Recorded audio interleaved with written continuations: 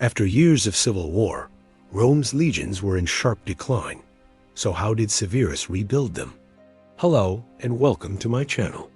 During the civil wars of the late 1st century and early 2nd century AD, Rome's legions suffered heavy losses both in personnel and in equipment. And while the civil wars were fought over who would be emperor, it was clear that whoever won needed to also solve the issue of the legions. In this video, we'll look at how one emperor, Severus, rebuilt Rome's fighting force. After the civil war between Antoninus, the incumbent emperor, and the aforementioned Severus came to an end with Antoninus' suicide, Rome was in no shape to wage war.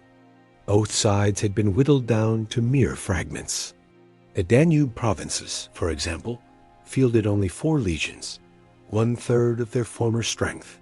In total, Rome now only had 25 legions, down from a high of 33 during the reign of Augustus. Even that number is generous, as some sources say that there were only 15 legions capable of serious military service. Regardless, Rome needed to rebuild its legions quickly, as threats loomed on the horizon. In the year 193, the Germanic chieftain, the king of the Marcomanni, Marabad, died and was succeeded by his son and namesake Maroboduus. The young king wasted no time in asserting his dominance, and soon found himself at war with the Romans.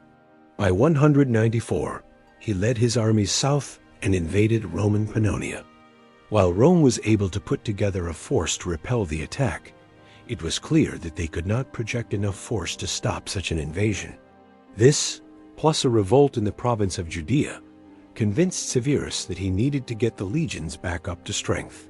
He began by raising 2 new legions in the newly conquered province of Britannia. These were the 2nd and 3rd Augustan legions, named for the first emperor of Rome, Augustus. By 196, the legions were back up to 28, and Severus set his sights on the remaining 3 legions needed to reach the old strength of 33. He began building up the legions already in existence, bringing in new recruits and training them hard. His standards for the legions were very high, as he expected them to be elite fighting forces, not just a rabble that could hold a shield wall. This emphasis on quality over quantity would become a hallmark of Rome's legions for the rest of its existence. To staff these legions, Severus instituted a new system of military recruitment. As part of this, he passed a law that said that every male citizen of Rome was required to register for the draft when they turned 17 and serve until they were 40. This law didn't really work, though, as rich and influential Romans found ways around it or simply chose to ignore it. But it did establish the idea that Rome's legions should be staffed by Roman citizens instead of the mixture of citizens and non-citizens that had been used in the past. This shift would have consequences for the legions, as the pool of potential recruits was much smaller, but they would be far more loyal to Rome itself, rather than to whoever happened to be their commanding general. Unfortunately, even with all these reforms, the legions weren't able to get back up to 33. But by 200, there were 31 legions, and Severus was satisfied with that number. He went out on campaign against the Germans and Parthians, and both times he was victorious. In part thanks to the legions being up to full strength again, Rome was once again the dominant power in the Mediterranean and could project its power outwards again. So, why does this matter?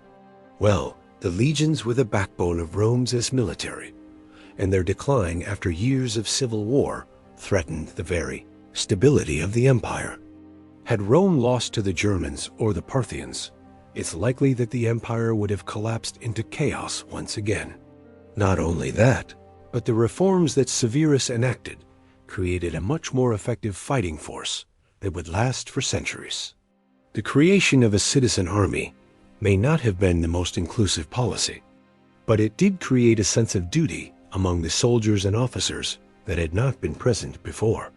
Additionally, the focus on quality over quantity ensured that Rome would always have a force capable of putting down rebellions and defending the borders. Thank you for watching. I hope you enjoyed this video.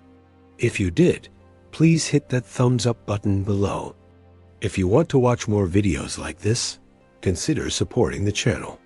Thank you again for watching, and I'll see you next time.